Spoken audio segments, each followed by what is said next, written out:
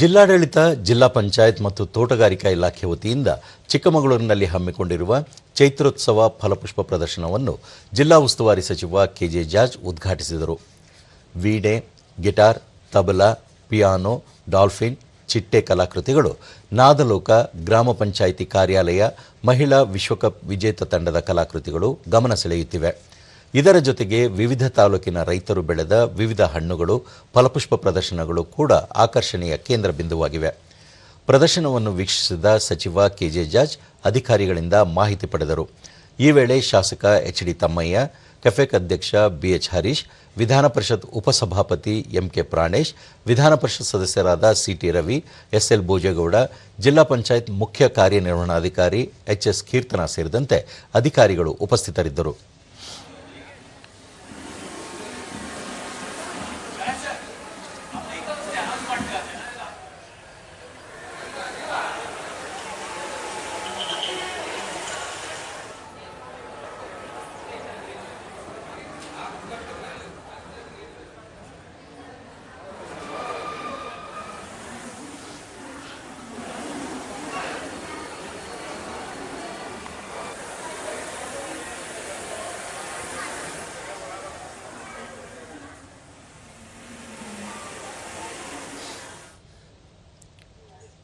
ಬಳಿಕ K J George ಪ್ರತಿ ವರ್ಷ ಫಲಪುಷ್ಪ ಪ್ರದರ್ಶನ ಆಯೋಜಿಸುತ್ತಿದ್ದು, ವರ್ಷದಿಂದ ವರ್ಷಕ್ಕೆ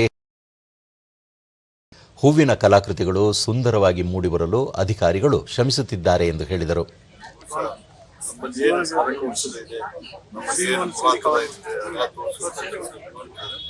ವರ್ಷಕ್ಕೂ ಬೇರೆ ಬೇರೆ ಮಾಡ್ತಾ ಇದ್ದಾರೆ. ಅವರಿಗೆ ನಾನು ನನ್ನ ವೈಯಕ್ತಿಕವಾಗಿ ಮತ್ತು ಸರ್ಕಾರದ ಪರವಾಗಿ ಅಭಿನಂದನೆ. ಎಚ್.ಡಿ. ತಮ್ಮಯ್ಯ, ಚೈತ್ರೋತ್ಸವ ಫಲಪುಷ್ಪ ಪ್ರದರ್ಶನಕ್ಕೆ ಕಳೆದ ಬಾರಿ 3 ಲಕ್ಷ ಮಂದಿ ಪಾಲ್ಗೊಂಡಿದ್ದರು. ಈ ಬಾರಿ ಈ ಸಂಖ್ಯೆ 10 ಲಕ್ಷಕ್ಕೆ ಏರುವ ನಿರೀಕ್ಷೆ ಇದೆ ಎಂದು ತಿಳಿಸಿದರು. ಅವರ ನೇತೃತ್ವದಲ್ಲಿ ಇವತ್ತು ಚಿಕ್ಕಮಗಳೂರಿನಲ್ಲಿ ಏನು ಜಿಲ್ಲಾಡಳಿತ ಅದು ಫಲಪುಷ್ಪ ಪ್ರದರ್ಶನವನ್ನ ಏರ್ಪಡಿಸಿದೆ. ಅದನ್ನ ಜಿಲ್ಲಾ ಚೈತ್ರೋತ್ಸವ ಅಂತೇಳಿ ಕಳೆದ ವರ್ಷದಿಂದ ಪ್ರಾರಂಭ ಮಾಡಿ ಕಳೆದ ವರ್ಷ 3 ಲಕ್ಷಕ್ಕೂ ಹೆಚ್ಚು ಜನ ವೀಕ್ಷಣೆ ಮಾಡಿದ್ರು. ಈ ವರ್ಷ 10 ಲಕ್ಷಕ್ಕೂ ಹೆಚ್ಚು ಜನ ವೀಕ್ಷಣೆ ಮಾಡುವ ಅಂದಾಜಿದ್ದು.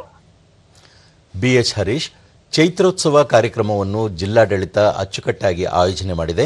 ಇದರ ಸದುಪಯೋಗವನ್ನು ಸಾರ್ವಜನಿಕರು ಪಡೆದುಕೊಳ್ಳಬೇಕು ಎಂದರು.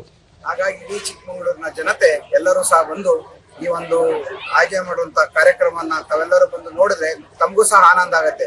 ಯಾಕೆಂದ್ರೆ ಇವತ್ತು ಈ ಒಂದು ಫಲಪುಷ್ಪ ಪ್ರದರ್ಶನ, ಇಷ್ಟೊಂದು ಫಲಪುಷ್ಪ ಪ್ರದರ್ಶನ ಹಾಗೂ ವಿವಿಧ ತರಕಾರಿಗಳು ಮತ್ತೆ ಏನು ಹಣ್ಣಿನಲ್ಲಿ ಮಾಡುವಂತ ಕಲಾಕೃತಿಗಳು, ಇವನ್ನ ಎಲ್ಲರೂ ಸಹ ಕಣ್ತುಂಬಿಸ್ಕೊಳ್ಳೋಕೆ ಒಂದು ಅವಕಾಶ ನಮಗಿದೆ.